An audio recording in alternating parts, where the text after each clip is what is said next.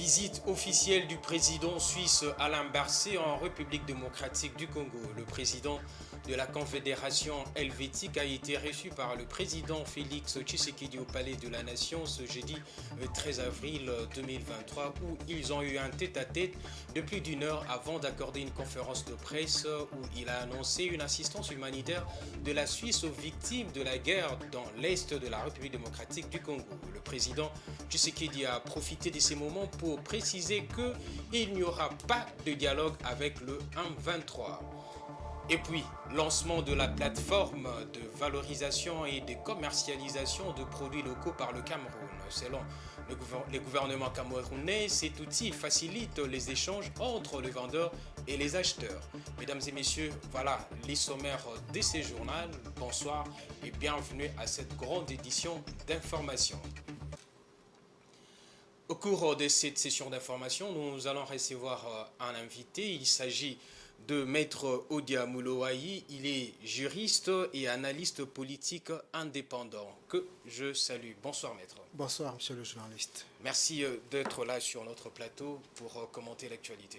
Merci beaucoup. Merci, je vous reviens dans quelques instants, le temps de évacuer quelques éléments du journal. Il n'y aura pas de dialogue politique avec le rebelle et ceux qui utilisent le moyen militaire contre la République, qu'a déclaré le président de la République Félix Tshisekedi alors qu'il tenait une conférence de presse commune avec le président de la Confédération helvétique Alain Berset. Le chef de l'État a taclé une fois de plus le Rwanda qui avance des arguments fallacieux prétextant le menace de FDLR pour justifier son agression. Propos recueillis par Patrick Ilunga. Et là, j'aimerais faire une précision et le marteler comme il le faut. Il n'est pas question ici de dialogue politique avec ce groupe. Je le dis et je tiens à le préciser, il n'en sera jamais question. Tout simplement parce que nous savons comment ceux qui nous déstabilisent procèdent. C'est à l'aide de ce genre au moyen de ce genre de dialogue qu'ils profitent de la situation pour nous infiltrer des éléments qui plus tard vont créer des revendications fallacieuses et justifier donc leur agression de la République démocratique du Congo. Nous n'allons pas le faire parce que nous avons retenu les leçons du passé d'une part, mais parce qu'aujourd'hui aussi il y a une nouvelle donne. L'Assemblée nationale, le Parlement en général, a pris une position claire et ferme là-dessus. Il ne sera désormais plus question de négociation politique avec des groupes armés qui prennent des moyens militaires, qui utilisent les moyens militaires contre la République démocratique du Congo. Voilà. Si ceux qui nous ont fait cette guerre soutenue par le Rwanda sont des Congolais comme ils l'affirment, ils devraient normalement accepter de rentrer dans ce processus de désarmement, démobilisation et réinsertion et rentrer à la vie civile. Du soutien de la RDC au FDLR est fallacieux. Ça n'a rien à voir. Les FDLR, c'est une force résiduelle aujourd'hui qui n'est dangereuse d'ailleurs que pour la RDC parce que ce sont devenus des coupeurs de route qui n'attaquent plus du tout le Rwanda et qui n'ont plus de revendications politiques contre le Rwanda. C'est plutôt pour des intérêts autres que ceux-là que le Rwanda nous a fait cette guerre. Dans le but simplement de déstabiliser la région pour des intérêts qui n'ont rien à voir avec l'insécurité du Rwanda, parce que ce prétexte... Et puis après Kinshasa, le président suisse Alain Berset prévoit un séjour à Goma et à Bukavu où il compte toucher du doigt la réalité de la catastrophe humanitaire issue de l'agression barbare et injuste téléguidée par le Rwanda. Ceci à quelques jours de l'accession de la Suisse à la présidence du Conseil de sécurité des Nations Unies. L'Angola reçoit de plus en plus de manière régulière des chefs d'État de pays membres de la CIRGL et de l'EAC, lui qui est considéré facilitateur et médiateur désigné par l'Union africaine. Dans le cadre d'un menu sommet sur la situation sécuritaire dans l'est de la RDC, l'Angola, qui entretient aussi d'excellentes relations diplomatiques, d'amitié et de coopération avec le pays de Lumumba, a saisi l'occasion pour adresser une invitation ce mercredi 12 avril au président président Félix Antoine Tshisekedi, dont l'accueil officiel a été réalisé au palais présidentiel angolais par son homologue Joao Lourenço. D'abord des chaudes accolades avant un échange à tête qui a duré plus d'1 heure. L'on note qu'aucune communication officielle n'a été lue à la sortie de cette entrevue. Néanmoins, des sources proches de la présidence congolaise renseignent qu'il s'agit d'une rencontre qui s'inscrit dans le cadre de consultations régulières entre les deux chefs d'État qui ont passé en revue l'état d'avancement du processus de Luanda. L'occasion faisant les larrons pour les deux personnalités d'évaluer l'application des différents points inscrits dans la feuille de route de Luanda qui enjoint les cessez-le-feu au M23 et le retrait de ces troupes terroristes des zones occupées au nord Kivu, dans l'est du pays. À l'aéroport du 4 février, alors qu'il s'est préparé pour rentrer à Kinshasa, des compatriotes congolais vivant en Angola n'ont pas manqué de saluer les efforts mis en place pour l'oration de la paix dans leur motherland. De la République Félix Tshisekedi qui s'était rendu hier à Luanda en Angola où il a rencontré son homologue Joao Lourenço. Au menu de leur entretien de quelques heures, le processus de pacification de l'Est de la République démocratique du Congo, les deux chefs d'État ont donc tablé sur le programme de cantonnement de terroristes du 1-23. Maître Odiamouloaï, je vous reviens, vous venez de suivre la visite du président de la République à Luanda, où il a rencontré son homologue Joao Lourenço. Et c'était pour l'évaluation de la feuille de route de Luanda depuis sa mise en application. Quelle est votre impression aujourd'hui depuis que cette feuille de route a été mise en application? Oui, merci beaucoup encore une fois, monsieur le journaliste, de m'avoir reçu dans ces studios ici ce soir. Je considère que la visite du chef de l'État à Luanda s'inscrit dans le cadre justement des consultations régulières menées pour évaluer l'état d'avancement de la mise en application des points inscrits dans la feuille de route.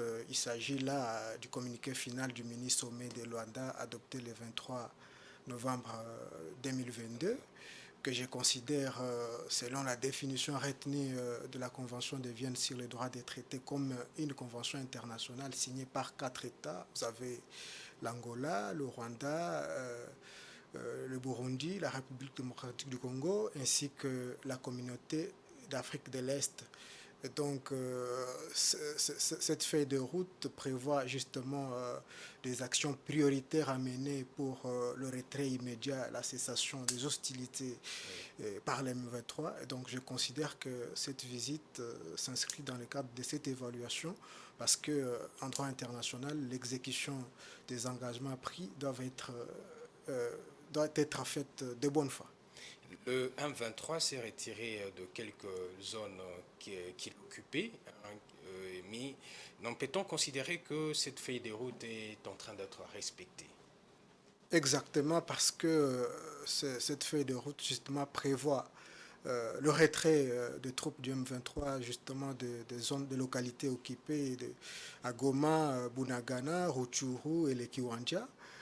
Parce que s'ils ne se retirent pas, selon la même feuille de route, c'est la force de la communauté de l'Afrique de l'Est qui sera contraint de les soumettre à obéir, à respecter cette feuille de route. Mais comment considérez-vous le fait que les zones qui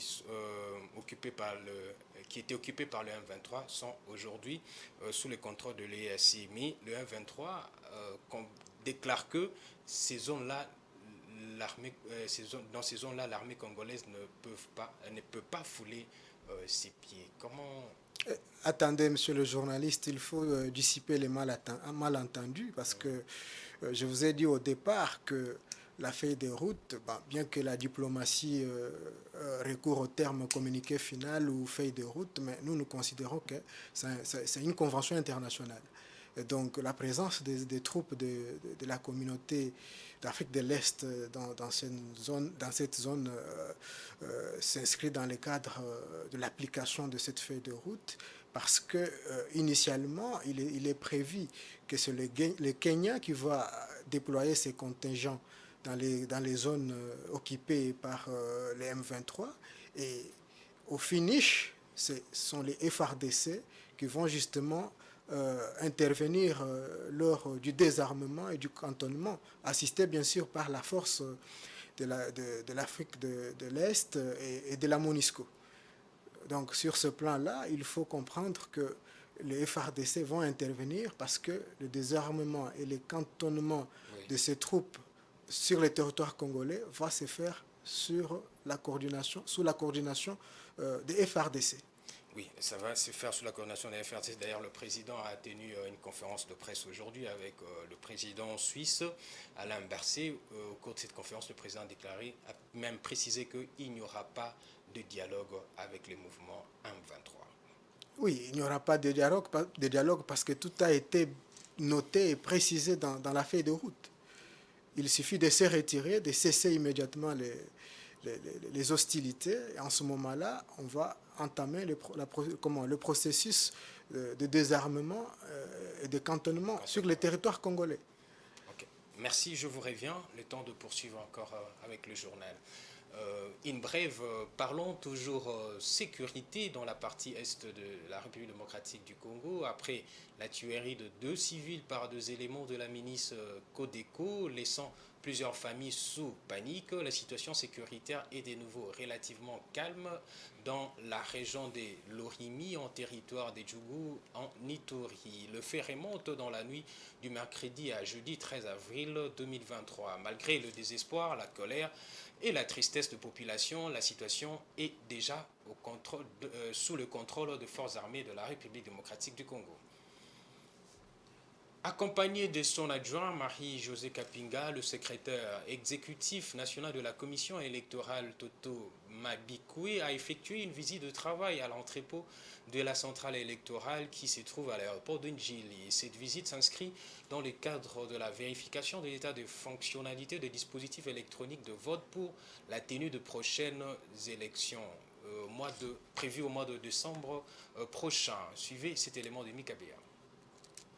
Cette descente du secrétaire exécutif national Toto Mabikoué a consisté au démarrage de la vérification de l'état de fonctionnalité des dispositifs électroniques de vote pour la tenue de prochaines élections prévues au mois de décembre de l'année en cours. Après la première étape de l'aéroport international d'Ndjili, le secrétaire exécutif national de la CENI et sa suite s'étaient dirigés vers l'avenue de Poids-Lourds où ils ont visité le grand entrepôt central de la CENI pour voir le tas d'avancement de travaux en cours d'exécution. Bien avant, la CENI avait procédé l'année dernière au dernier test de fonctionnalité des équipements au cours duquel elle a trouvé moins de 3% de dispositifs en panne sur plus de 9000 machines contrôlées à l'entrepôt de l'aéroport. Une étape du processus électoral qui intervient au moment où la CENI a bouclé avec les opérations d'identification et d'enrôlement des électeurs dans plusieurs centres de la République démocratique du Congo.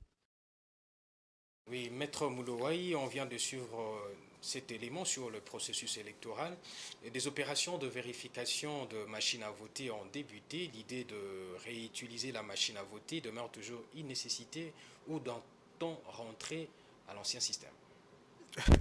Monsieur le journaliste, ancien ou nouveau système, moi je crois que ce n'est pas ça le problème. Moi, je félicite que la CENI ait pris conscience justement des critiques formulées à son endroit lors du lancement de l'opération de la révision du fichier électoral, vu la qualité des cartes d'électeurs qui ont été produites, mais aussi les machines qui ont été utilisées. Je crois que le fait pour la CENI de pouvoir vérifier l'état de fonctionnement de toutes ces machines, c'est une bonne chose parce que ça intervient justement 8 mois avant les élections qui sont programmées pour le mois de décembre. Donc la maintenance par les fournisseurs et les techniciens de la CENI de cette machine s'avère très importante parce que nous attendons les élections. Donc il faut qu'il y ait fiabilité. Il faut qu'il y ait fiabilité, mais il y a toujours eu, après publication des résultats, il y a des contestations. Ne peut-on pas craindre cela? Non, mais écoutez, après la publication des résultats, que ce soit dans notre pays ou sous d'autres aciers, il y a toujours des contestations. Et cela n'est pas dû justement au mode de vote qui a été adopté, je ne sais pas moi, par la centrale électorale. Oui. Mais vous savez qu'après la publication des résultats des élections, il y a toujours des gagnants et des perdants. C'est tout à fait normal que les perdants puissent contester, mais il y a des mécanismes prévus justement par la Constitution, justement Oui. le contentieux électoral, et les partis devront justement saisir les instances compétentes. Le gouvernement encaisse du retard quant au financement de la centrale électorale. À peine 30 millions ont été décaissés pour le total de 400 millions prévus pour cette année. Courons-nous le risque de ne pas avoir les élections? Bon, je ne suis pas porte-parole du gouvernement, encore moins de la CENI, mais je sais que le gouvernement est résolument engagé à mettre à la centrale électorale, à la disposition de la centrale électorale, tous les moyens nécessaires pour lui permettre de pouvoir organiser ces élections dans les délais. Alors, attendons le gouvernement qui est justement en train de mobiliser les fonds, de pouvoir financer ces processus que je considère ouverts cette fois-ci. Parce que vous savez déjà, dans les états-majors des partis politiques, il y a déjà l'engouement, il y a la conscientisation des électeurs, ainsi de suite. Il y a même la création de plateformes politiques. Dernièrement, vous avez assisté à la création ou à la signature de la charte de l'Union sacrée de la nation. C'est pour autant dire que les parties prenantes sont résolument engagées à ce qu'il y ait élection du 6 décembre 2023. Oui, mais avec aussi la situation de l'Est de la République démocratique du Congo, il s'est posé des questions. Est-ce que il faut finir la guerre à l'Est et puis organiser les élections, ou bien il faut organiser les élections dans la partie Est, organiser les élections, mais aussi en poursuivant avec la stabilisation de cette partie du pays. D'après vous? Oui, pour ma part, je crois que si la feuille de route de Luanda est respectée, que toutes les parties prenantes exécutent leurs engagements, je crois que cette région sera... la paix va revenir dans cette région et que d'ici le mois de décembre, les populations pourront retourner dans les localités qui étaient occupées par le M23. Donc je crois que les élections pourront justement avoir lieu. Quelle chance donnez-vous à ces prochains scrutins? Ça sera la dernière question. Je crois que les meilleurs gagnent, parce que nous sommes en démocratie, et c'est le peuple congolais qui va décider des dirigeants qui doivent gérer la chose publique. Et que aussi le perdant accepte le résultat. Exactement. Les perdants n'aura que la justice qui est déjà bien préparée pour recevoir les recours. Justement, nous allons attendre les résultats qui seront publiés.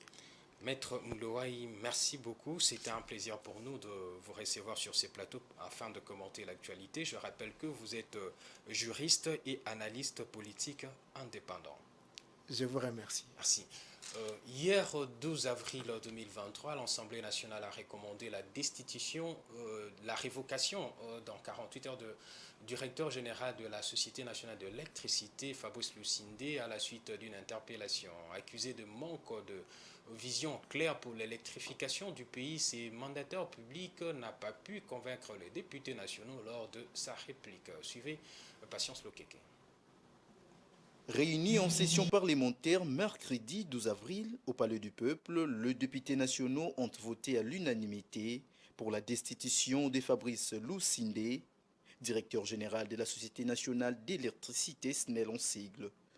Interpellé à l'Assemblée nationale pour répondre à une question d'actualité, notamment le problème récurrent d'électricité sur toute l'étendue nationale, les explications du numéro 1 de la SNEL sur les plans d'action 2023-2027 portant redressement de cette société n'ont pas convaincu les élus nationaux présents à la plénière.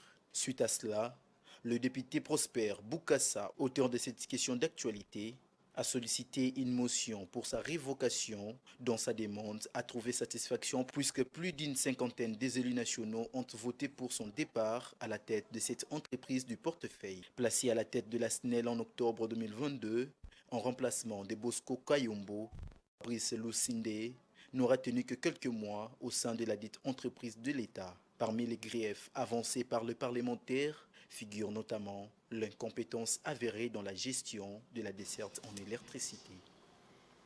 Les phénomènes enfants de rue prend de l'ampleur à Kinshasa et d'autres villes. Ces laissés pour compte arpentent les artères livrés à eux-mêmes. Géopolis a fait une descente dans ces petits univers de Chégué pour comprendre les causes du phénomène et comment en sortir. Rachel Misenga, Maris Boleli et Giscard Ntamba. Si au niveau mondial le phénomène existe, en RDC, il est en forte croissance. La seule capitale Kinshasa compte entre 30 000 et 40 000 enfants des rues, selon les chiffres du ministère des Affaires sociales. Communément appelés Chégué, ces enfants de rue vivant dans les espaces publics tels que les rues, les bâtiments, centres commerciaux, les parcs et autres. Chaque année, les nombres des enfants laissés pour compte s'accroît. Dans la rue, chaque enfant a son histoire, son expérience et la cause de sa figure. L'un des enfants des rues interrogé par Géopolis parle de la cause du phénomène à ses yeux, lui qui vit dans la rue depuis plus de 30 ans. Je suis enfant de la rue du centre-ville. Nous constatons que les enfants de rue sont de plus en plus nombreux. Plusieurs causes sont à la base de ces phénomènes, entre autres l'irresponsabilité des parents et les divorces. Certains enfants, par contre, veulent eux-mêmes rester dans la rue suite à la maltraitance familiale. Certains parents viennent chercher leurs enfants avec des photos. Moi aussi, je suis enfant de la rue depuis 1989. Depuis 1989. Les phénomènes inquiètent, mais quelle solution proposer pour l'éradiquer? Ces enfants qui sont abandonnés doivent être récupérés par tous les moyens, en commençant par des mesures fortes. Les mesures fortes de l'État sur des parents qui ont commis des cas d'abandon de famille, sur les institutions religieuses qui incitent à l'abandon des enfants, sous prétexte que ces enfants sont des sorciers. Et l'État doit aussi bien organiser de manière à récupérer ceux qu'on peut récupérer en les initiant à la formation professionnelle dès le bas âge. Peut-être que tant soit peu, on pourrait récupérer un certain nombre d'entre eux. Voilà aujourd'hui les conséquences, c'est le Koulouna. Nous avons déjà une masse de jeunes. Même si vous passez par la rue, de ce boulevard même, vous allez retrouver beaucoup des enfants Koulouna au marché Mémémon, parce que ces enfants-là, ils se sont abandonnés sur eux-mêmes. Donc les parents, ils ont abandonné les enfants. Donc aujourd'hui maintenant, si vous sortez ici, nous sommes maintenant en insécurité par rapport à tous ces enfants-là. Ils ont manqué l'encadrement, ils n'ont pas étudié, ils n'ont pas de parents pour s'en charger. Maintenant, aujourd'hui, ils deviennent des Koulouna. C'est pour cela, toujours, quand nous voyons de telles situations qui nous arrivent, il faut chercher comment trouver des précautions préalables à cela. Parce que l'enfant, il est sorcier. Quand il est sorcier, et vous reconnaissez qu'il est sorcier, mais vous cherchez comment délivrer l'enfant. Oui, même par la prière, les enfants peuvent être délivrés au lieu de les chasser. C'est une soirée d'obscénité et de proxénétisme ajoutée à la bavure policière qui a viré au drame. Après qu'une vidéo obscène de proxénète a fait le tour de réseaux sociaux, la scène devenue virale a suscité émoi et réaction. Le ministère des Droits humains a condamné l'interpellation qui s'est accompagnée de violations de droits de tiers. La police confirme que les agents fautifs ont déjà été arrêtés. Les débats sont en train sur ces pratiques, mais quel sort pour les auteurs des actes obscènes et les agents incriminés? Maître Moussiana Gauthier donne un éclairage. Et lorsque vous allez poser les actes de pornographie, les actes de pose érotique, vous exposant dans un milieu comme celui-là, dans un fourre-tout, on prend sans tenir compte de telle ou telle autre réalité. Mais madame, c'est quelque chose de très grave, avec des conséquences qu'on ne sait pas mesurer, tant sur le plan physique, tant sur le plan spirituel, que sur le plan de la réalité sociale que nous traversons. Donc, ce sont des pratiques qui sont interdites par la loi. les personnes qui se permettent de poser de tels actes sont effectivement répréhensibles parce que la loi ne le permet pas. Vous venez dans un milieu, vous commencez à poser vos actes en train de déranger la liberté des autres, en train de vexer les autres. Vraiment, vous avez commis les infractions. Et dans notre société congolaise, ces actes sont effectivement réprimés. Les images, tout ce que l'on fait là, les partous dont nous sommes aujourd'hui victimes par rapport à notre société, est effectivement réprimé par la loi. Ces personnes-là qui l'ont pratiqué ne sont pas libres de le faire. Ils sont répréhensibles par la loi. Ils n'ont pas moins de 2 ans de servitude pénale par rapport à la loi. Oui, il y a une sanction qui est réservée à ces policiers-là qui se comportent en star. C'était lorsqu'on vous envoie comme agent public pour aller mettre de l'ordre, vous êtes tenu de tenir un comportement conformément à la loi et à l'état que vous détenez, l'impérium du pouvoir. Parce que vous êtes les protecteurs de personnes. Mais lorsque vous allez au-delà de la mission qui vous est reconnue, taper, torturer, poser des actes dégradants, humiliants, cruels envers une personne humaine jusqu'à trouver la mort, vous êtes pris par la loi.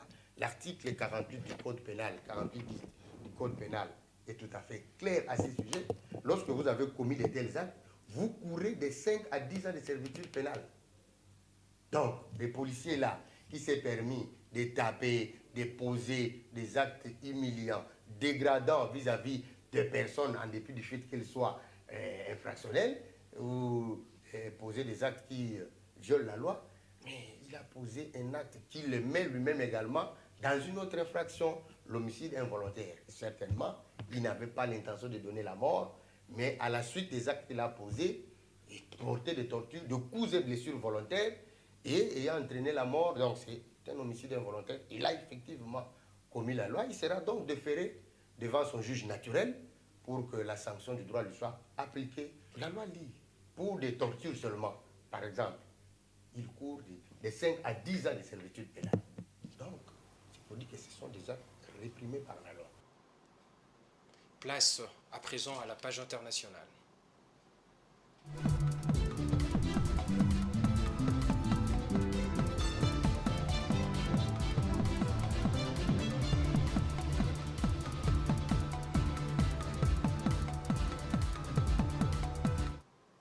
Et comme annoncé dans les sommaires, le Cameroun a lancé une plateforme de valorisation et de commercialisation de produits locaux. Agrégateur d'informations sur les produits et les producteurs, cet outil facilite les échanges entre les vendeurs et les acheteurs. À l'échelle régionale, le Made in Cameroun, labellisé 2016, impose plus de 589 produits sur le marché. Suivez Edouard Funda. Les producteurs camerounais dans le domaine tel que l'agroalimentaire, l'agriculture, le textile, le comestique ou encore l'artisanat disposent désormais d'une vitrine officielle pour leurs produits. Soutenu par le gouvernement et lancé le 12 avril 2023 par le ministre du Commerce extérieur, Magloire Mbarga, la plateforme permet la promotion du Made in Cameroun. Agrégateur d'informations sur les produits et les producteurs, cet outil facilite les échanges entre les vendeurs et les acheteurs. Le gouvernement camerounais veut renforcer la visibilité, l'accessibilité et la consommation des produits Made in Cameroun, difficile à trouver dans les états de grande surface. De plus, la politique d'import-substitution mise en avant par l'exécutif camerounais vise à limiter les importations de produits qui peuvent être produits localement à destination d'un marché de plus de 25 millions de personnes. Le label Made in Cameroun a été institutionnalisé il y a 7 ans. Depuis lors, plus de 589 produits d'origine camerounaise se sont imposés dans la communauté économique et monétaire de l'Afrique et la communauté économique des États d'Afrique centrale. Le Cameroun a également engagé le processus de standardisation des produits fabriqués localement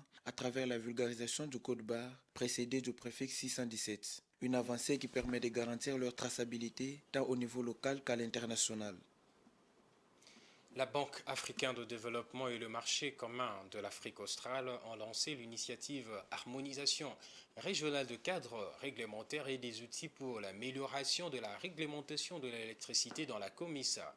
La BAD et le COMESA envisagent de renforcer la durabilité du secteur de l'électricité en Afrique orientale et australe grâce à deux cadres réglementaires harmonisés. Encore une fois, Edan Funda. La Banque africaine de développement et le marché commun de l'Afrique orientale et australe COMESA ont lancé l'initiative Harmonisation régionale des cadres réglementaires et des outils pour l'amélioration de la réglementation de l'électricité dans le COMESA. Ce projet bénéficie d'un financement de 1,5 million de dollars. La BAD et le COMESA envisagent renforcer la durabilité du secteur de l'électricité en Afrique orientale et australe grâce à des cadres réglementaires harmonisés. Une approche cohérente et coordonnée pour combler les principaux déficits des infrastructures énergétiques régionales, c'est la méthode préconisée par la BAD et le COMESA. Les interconnexions régionales, soutenues par des réformes institutionnelles, politiques et réglementaires pertinentes au niveau régional, représentent la clé de la résilience énergétique en Afrique australe et orientale selon les deux institutions. Dotée d'énormes ressources naturelles inexploitées nécessaires au développement du secteur de l'énergie, la zone COMESA affiche un taux d'accès à l'électricité de 60%. Le bloc régional évolue vers la mise en place d'un marché de l'électricité pleinement intégré, compétitif et harmonisé dans le cadre de l'initiative du marché unique de l'électricité en Afrique AFSEM. Une autre façon de vous informer, c'est à travers la revue de presse. Je vous propose cette lecture de journaux faite par Blessed Kuzola.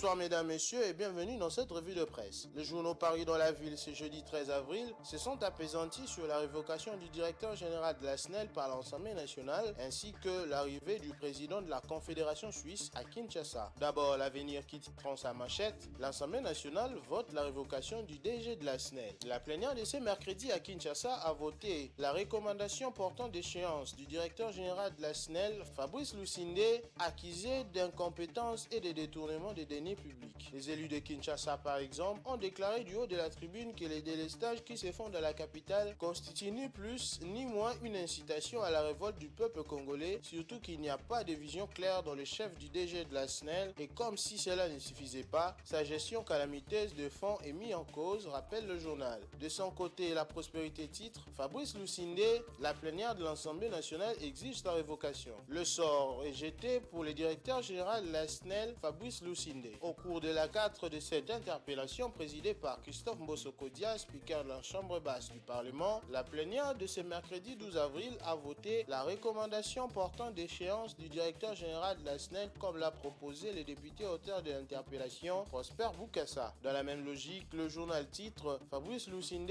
une victime expiatoire. D'après le journal, la plénière qui s'est tenue ce mercredi 12 avril 2023 pour écouter le directeur général de la Société nationale d'électricité qui avait sollicité un délai de 48 heures pour répondre aux préoccupations des députés nationaux sur la problématique de la desserte en électricité en RDC a eu lieu, livrant à l'opinion ce qui s'est caché derrière la démarche de l'honorable Prosper Boukassa. Pour ce qui est de l'arrivée du président de la Confédération suisse en RDC, Forum des As titre tête à tête Tshisekedi Alain Berset au palais de la Nation. Selon le tabloïd, le chef de l'État Félix Antoine Tshisekedi Tshilombo a reçu ce jeudi 13 avril le président de la Confédération helvétique Alain Berset. Le dirigeant suisse est arrivé hier, mercredi 12 avril dans la soirée à Kinshasa pour sa première visite officielle en République démocratique du Congo. Pour sa part, Tempête de Tropique titre à son tour visite officielle du président suisse Alain Berset en RDC. Selon le journal, c'est une visite placée sur les signes de l'humanité car outre une étape importante à Kinshasa, le président suisse va effectuer des visites de terrain à l'est du pays pour aller à la rencontre des réfugiés de guerre victimes de l'agression du Rwanda et de l'ère supplétif du M23. Fin de cette revue de presse, au revoir. Voilà, c'est par cette revue de presse que nous allons mettre un terme à ces journaux, mais avant de nous quitter, place au rappel de titre. Visite officielle du président suisse Alain Berset en République démocratique du Congo. Le président de la Confédération helvétique a été reçu par le président Félix Tshisekedi au Palais de la Nation où ils ont eu un tête-à-tête de plus d'une heure avant d'accorder une conférence de presse. Alain Berset a annoncé l'assistance humanitaire de la Suisse aux victimes de la guerre dans la partie est de la République démocratique du Congo. Et le président Félix Tshisekedi a profité de ces moments pour préciser qu'il n'y aura pas de dialogue avec le M23. Et puis le lancement de la plateforme de valorisation et de commercialisation de produits locaux par le Cameroun. Selon le gouvernement camerounais, cet outil facilite les échanges entre les vendeurs et les acheteurs. Voilà, c'en est fini pour ces journaux. Mesdames et messieurs, merci de l'avoir suivi. Restez branchés sur le programme de Géopolis Télévision. À 21h juste, vous suivrez l'émission Chemin Critique qui vous sera présentée par Willy Kalengai. Willy Kalengai va recevoir le coordonnateur de l'ITIE. Voilà, à la prochaine.